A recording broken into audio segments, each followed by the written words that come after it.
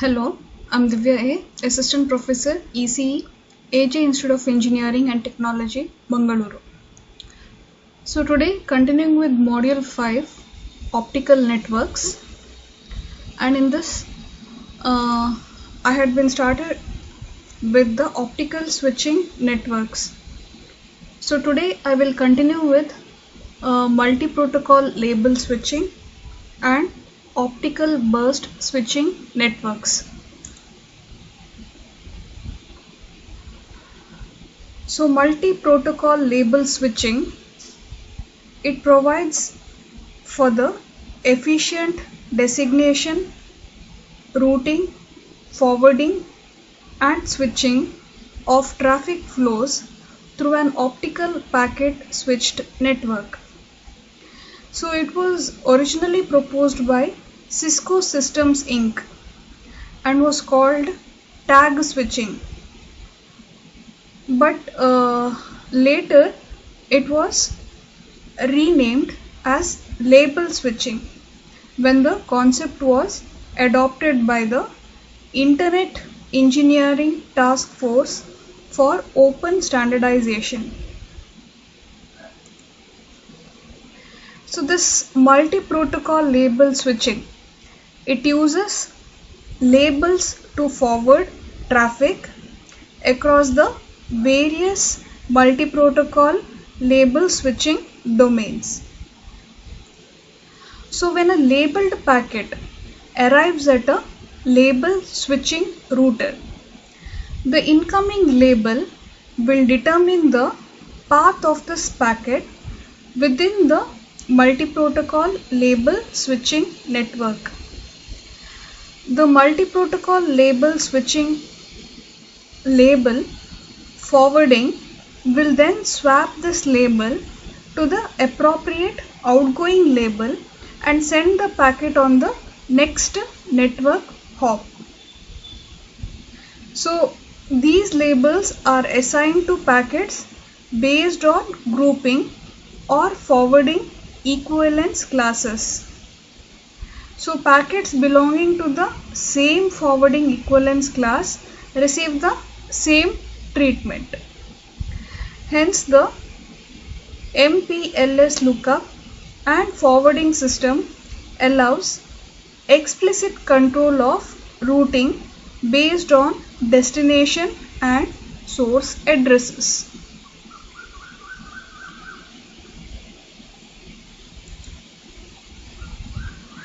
So in practice, an LSR receives a packet from one interface, replaces the incoming label in the MPLS header by an outgoing label and forwards the packet out to another interface. So thus, MPLS defines a virtual circuit capability depending on the type of network by correlating the switching type with the label.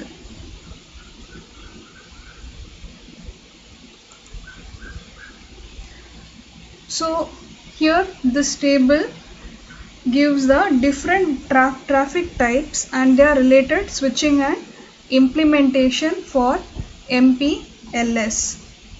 For example, in the time division multiplexed optical networks, a node switches data from time slots in an incoming interface to time slot in an outgoing interface. So therefore, the label is essentially a time slot here. Similarly, for FDM networks, the nodes switch wavelengths. So earlier it was in time division, it is the node switches the data from time slots.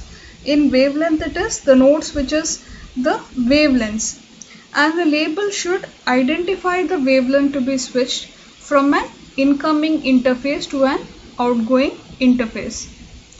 Similarly, in an IP or ATM, there are labels or headers. So these examples explain the implicit nature of the label for a specific transmission or switching technique.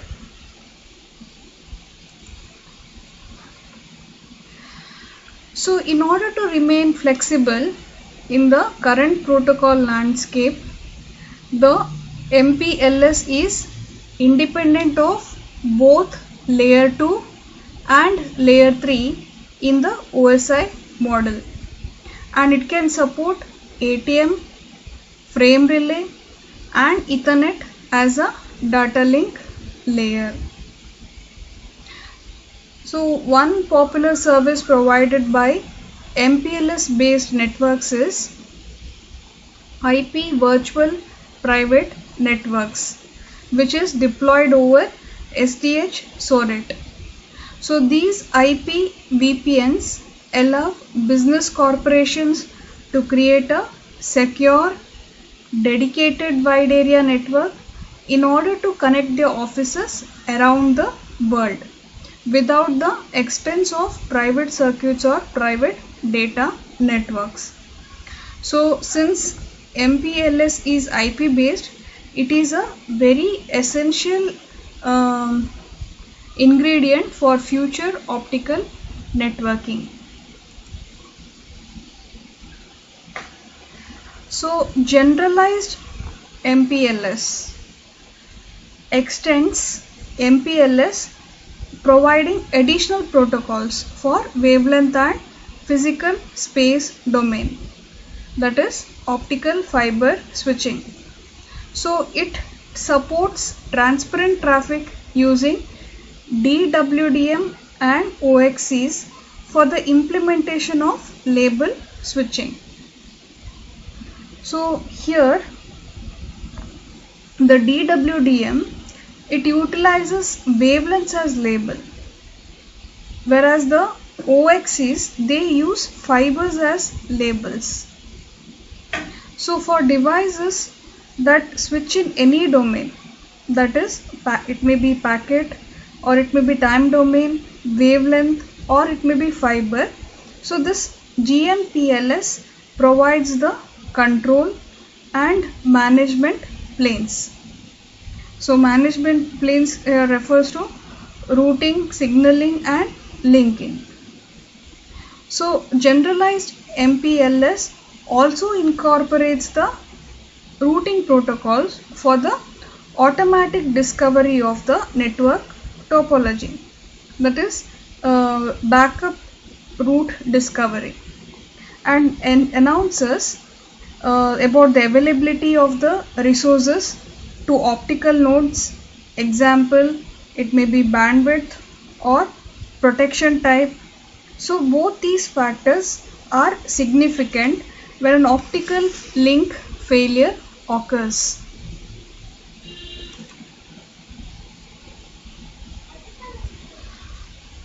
The signaling protocols for the establishment of label switched paths for the GMPLS therefore include the enhancements to MPLS as follows.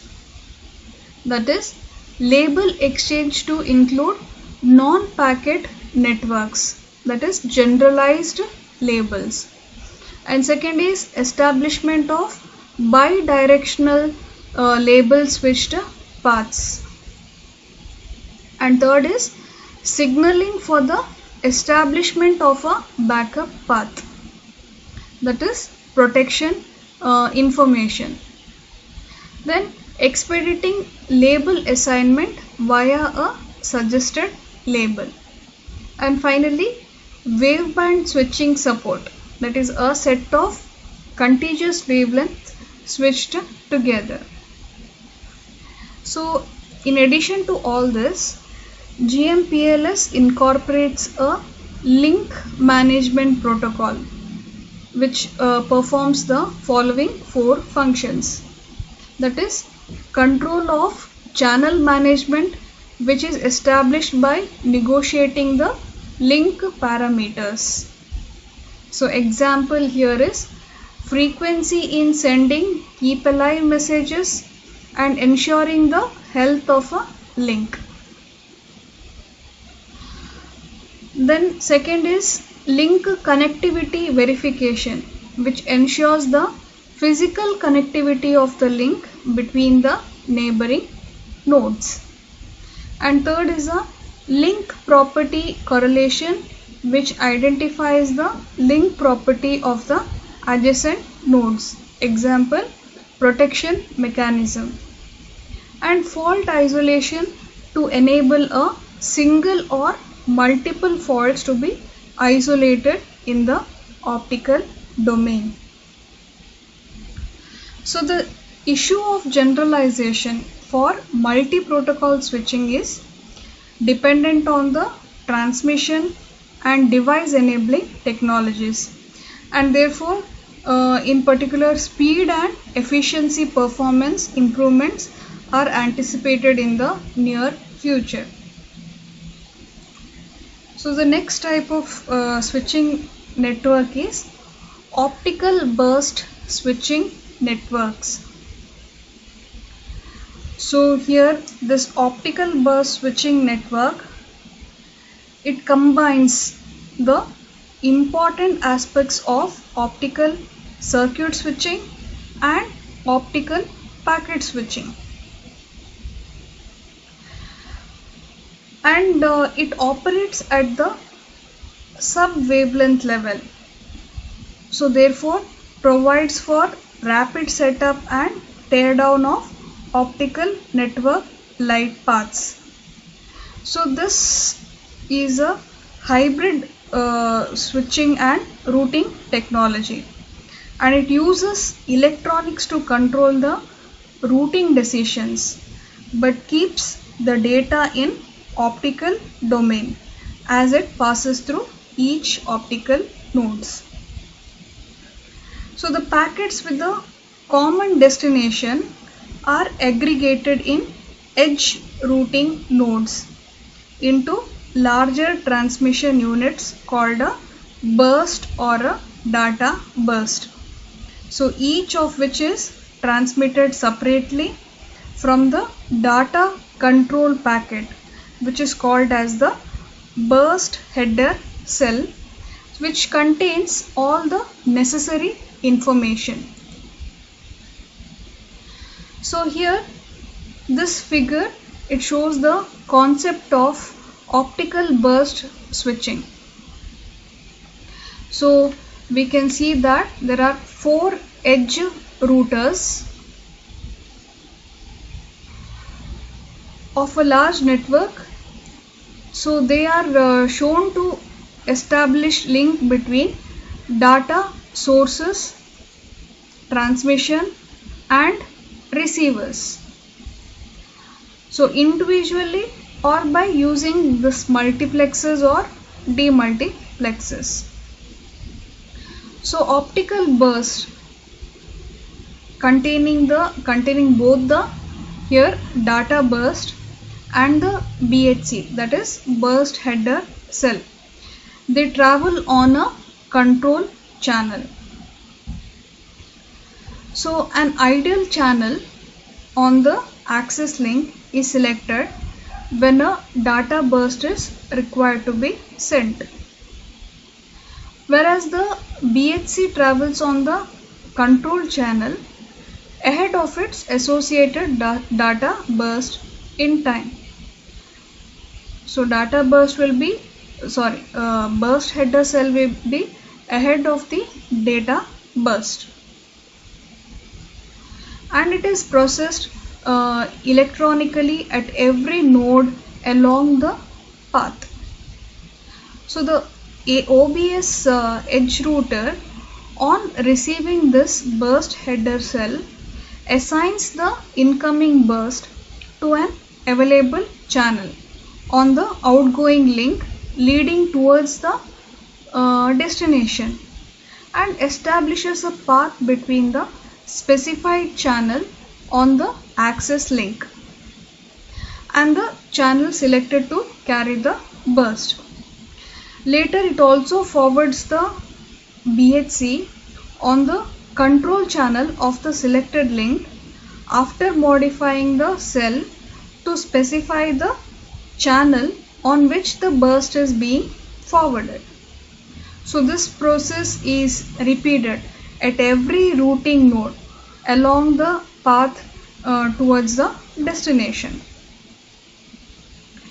This BHS, it includes an offset field which contains the time between the transmission of the first bit of the BHC and the first bit of the burst, and a length field specifying the time duration of the burst.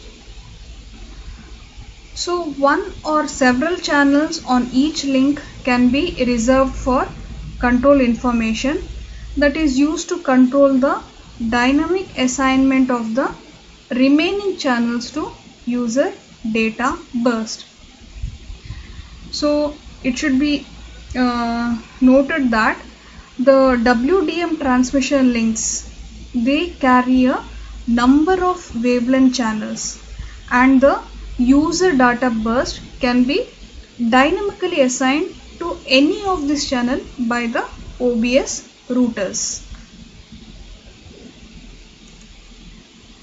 So here we have the edge router. So in this figure, the function of the edge router is shown in more detail. So each of the user operating at different formats, that is, we can see here IP, SONET, or any other format. It can be ATM or WDM, DWDM, etc. So since the users using different format will send different data to the edge router.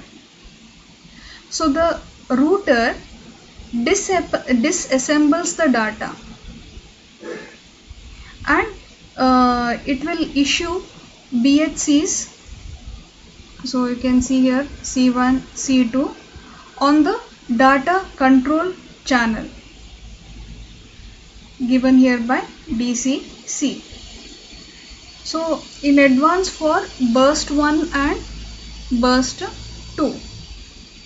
So first the BHC is given, then burst 1 and data burst 1 and burst 2 is sent. So each burst may contain different data. For example, burst 1 contains here data. It is given by P suffix A2, P suffix S1 and P suffix A1. So here the subscript A and S represent any format. So A any format and S for SPH or SONET. So in order to perform burst assembly, the control channels, they will provide BHCs. That is, in this case here it is C3 and C4 for the data burst 3 and burst 4 respectively. So the users then receive their corresponding disassembled data that the edge router received from the core router. So it should be noted that the disassembly at edge agrees, that is sending to users, is simpler than the assembly or transmission of a burst at the ingress edges. So here different signal formats may be used.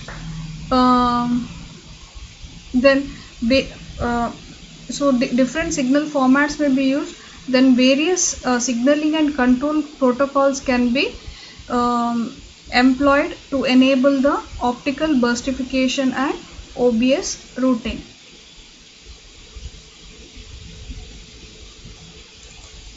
So depending upon the network dimension and granularity, that is, granularity here refers to the burst size, either one or two-way signaling protocols are used at the edge routers of an OBS network. With two-way signaling, sending back an acknowledgement signal to confirm the safe arrival of the signal is required.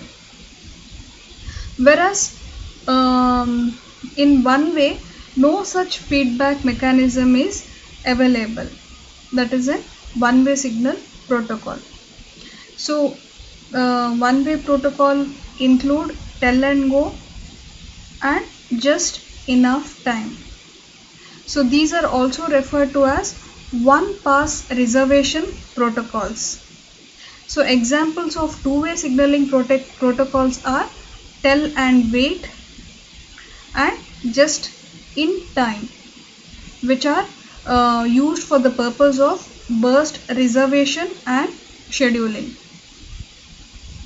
So in case of the JET or tag protocols, the burst transmission does not wait for the acknowledgement of the successful end-to-end path setup, and the burst transmission is initiated immediately or shortly after the burst has been assembled following the control packet being sent out. So if the burst transmission with the tag protocol is delayed with respect to the control header, then the delay is referred to as the offset time, and this delay can be reduced by compensating the process time. So in this scheme, less bandwidth is wasted, but the burst drop rate increases and it is not considered to be as reliable. So due to the sub-millisecond burst duration assumed in tag burst management, this scheme is usually considered for application in metropolitan and access networks, where distances are comparatively short.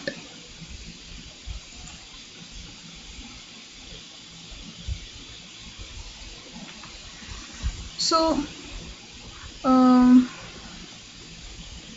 the JIT and TAW protocols utilize ATM delayed transmission, and they wait for an acknowledgement before sending a burst.